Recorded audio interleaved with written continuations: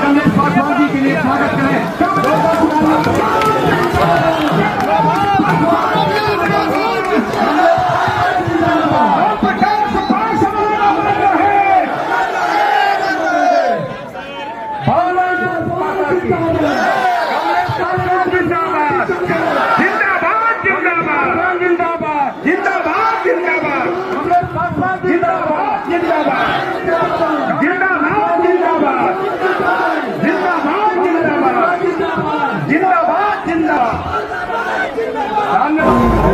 पासी समाज द्वारा पासी समाज इतना जिंदाबाद रही।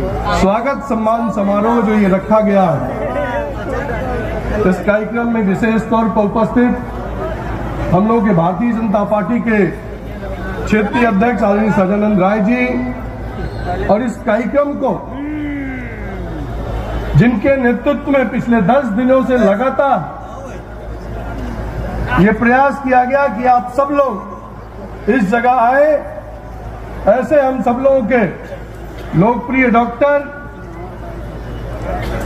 आदरणीय डॉक्टर उमेश सरोज जी और उनकी धर्मपत्नी श्रीमती पूनम सरोज जी, सबसे पहले तो मैं आप सब लोगों का अपनी तरफ से स्वागत करता हूं। और मंच पर बैठे हमारे सभी सम्मानित हमारे समाज के सभी नेतागण, आदरणीय विधायकगण और इस कार्यक्रम में उपस्थित सभी सम्मानित साथियों, मैं जानता हूं बारिश होने वाला, लेकिन मैं आप सबसे चाहूंगा कि 5 मिनट जो जहां है वहीं खड़ा रहे। 5 मिनट बस समय लेंगे। साथियों, ये हमारा सौभाग्य है कि आज आप सब लोग इस आजमगढ़ की धरती पर आप सब लोगों ने मेरा मान सम्मान रखा, इसके लिए मैं आप सबके चरणों में प्रणाम करते हुए आपका अभिनंदन करना चाहता हूं। साथियों, आप जानते हैं इस बात को कि पासी का मतलब क्या होता है। पासी का तो लोग यही समझते हैं कि पासी अगर जो कोई नाम लेता है तो पहले जमाने में लोग यही कहते थे कि वह अपराधी होगा, यही कहते हैं। पासी जब नाम शब्द ही आता था तो उसके बारे में एक होलिया बनाया जाता था कि बहुत तेज तर्रार व्यक्ति होगा, बहुत लड़ाकू व्यक्ति होगा। और अंग्रेजों के जमाने में भी जब उनकी सरकारें थी तो पासी पलटन के नाम से एक अलग से रेजिमेंट बनाया गया था। इसलिए मैं कहना चाहता हूं कि आज पासी का मतलब मजबूत कलाई। और देखिए पानी भी आ गया, आज इंद्रदेव भगवान भी आखिरी में मुझे बोलने को मिलेगा और मेरे पास समय नहीं होगा कि पानी आ जाएगा, लेकिन मुझे उम्मीद है आज जो हम लोग यहाँ पर एक शंखनाद करने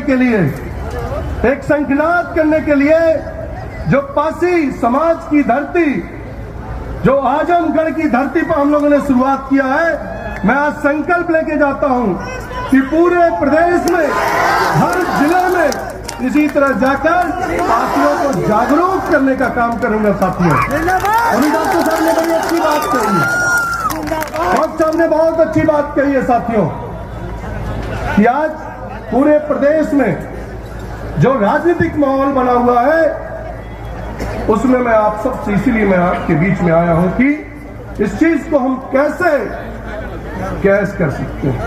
आप देख रहे होंगे और सब जाति धर्म के लोग अपनी जात के नाम पर राजनीति कर रहे हैं, लेकिन पासी समाज की जब बात आती है तो हमारी पासी समाज कहीं संगठित नहीं है। जहां जो लड़ता है उसके साथ खड़ा रहता है, लेकिन जब हमारे ऊपर अत्याचार होता है तो लोग गायब हो जाते हैं। वो समस्या तब उत्पन्न होती है।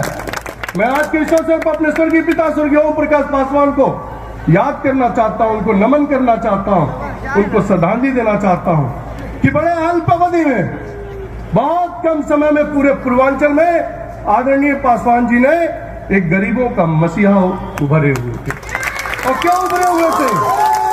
पूरे प्रदेश से, पूरे पूर्वांचल से अगर जो कोई व्यक्ति उनके पास जाता था तो कभी ये नहीं ध्यान देते थे वो किस समुदाय का है, वो हमेशा उसकी मदद करने का काम किए। और उसी का नतीजा रहा कि मेरे स्वर्गीय पिता स्वर्गीय ओम प्रकाश पासवान पूरे राजनीतिक परिवेश में, पूरे उत्तर प्रदेश में बहुत कम लोग ऐसे होंगे जब उस समय, जब टेलीविजन नहीं था, सोशल मीडिया नहीं था, उस समय मानीराम से 6-6 बार विधायक जनरल सीट से हुआ करते थे साथियों। आज एक व्यक्ति अगर जनरल सीट से कोई जीत गया तो पूरे प्रदेश में मीडिया दिखा रही है, लेकिन मैं भी एक जनरल सीट से मानीराम से विधायक रहा साथियों। जब मैं मंत्री बना, मैं आज किस अवसर पर अपने नेता और देश के यशस्वी प्रधानमंत्री नरेंद्र भाई मोदी जी को जरूर याद करना चाहूंगा। अपनी तरफ से, अपने पासी समाज के एक नागरिक की तरफ से उनका अभिनंदन करना चाहूंगा। उन्होंने मुझे उस लायक समझा और अपने कैबिनेट को उन्होंने जगह दिया था। और उसी का नतीजा, अगर उन्होंने मुझे कैबिनेट में जगह न दिया होता तो शायद आजमगढ़ की धरती पर इतने विशाल समूह को हम खड़ा नहीं कर पाते। और आप लोग भी किसी एक ललक की निगाह से देख रहे हैं कि आने वाले समय में जिस तरह लोगों ने, मैं ये नहीं कहता कि मैं आप लोगों को एक पार्टी के बंधन से बांधने आया, लेकिन आपसे आग्रह जरूर करने आया हूं साथियों कि अपने समाज के लिए हम सबको संगठित होना ही पड़ेगा। अगर आप पासी समाज को आगे ले लाना चाहते हैं, पासी समाज के इतिहास को बरकरार रखना चाहते हैं, पासी समाज के उन शूर वीरों को, चाहे वो लाखन पासी हो, चाहे वो उदा देव पासी हो, महाराजा बिजली पासी हो, सुहेल देव पासी हो, ऐसे तमाम जो हमारी हिस्ट्री है जिस पर हमको गौरव होता है, जो स्कूल में जब हमको पढ़ाया गया था और जब उसके बाद जब राजनीतिक जीवन में आया तो मुझे ये जान के इतनी प्रसन्नता हुई कि साथियों, जहां हमारी बिरादरी सिर्फ मात्र लखनऊ के इर्द गिर्द जगहों में सीमित थी, लेकिन आज जब ये पता चलता है कि हमारे बिरादरी के लोग पूरे प्रदेश में ही नहीं, पूरे देश में कोई कहीं डॉक्टर है, कोई इंजीनियर है, कोई IAS है, तो मुझे बड़ी प्रसन्नता होती है।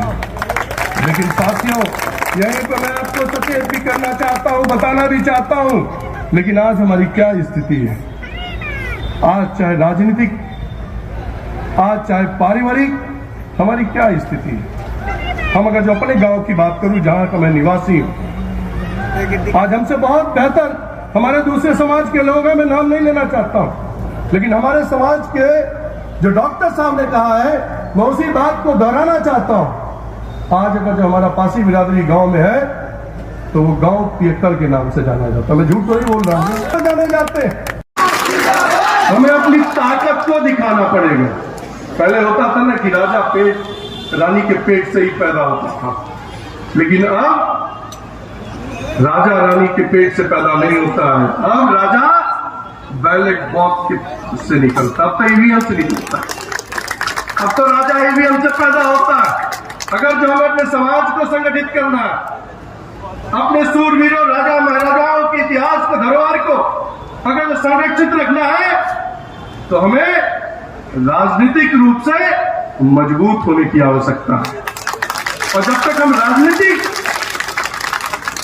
मजबूत नहीं होंगे, तब तक हमारे वोट को इसी तरह कभी कमलेश पासवान आएंगे, कभी फलाने आएंगे, कभी दिखाने आएंगे, आपके वोट को ले गए और 5 साल में एक ही बार चर्चा करेंगे। ये चर्चा का विषय साथियों, मैंने कहा कि मेरा 11 जिला है आदरणीय अध्यक्ष जी के नेतृत्व में, और मैंने कहा अध्यक्ष जी आपके नेतृत्व में मुझे अपने समाज के लोगों को संगठित करना है। तो मैंने कहा मेरा पूरा सहयोग आपके साथ रहेगा, और इसलिए मैं उत्साहित भी हुआ। और जिस तरह से सुनील पासवान और डॉक्टर उमेश सरोज जी ने और उनकी पूरी टीम ने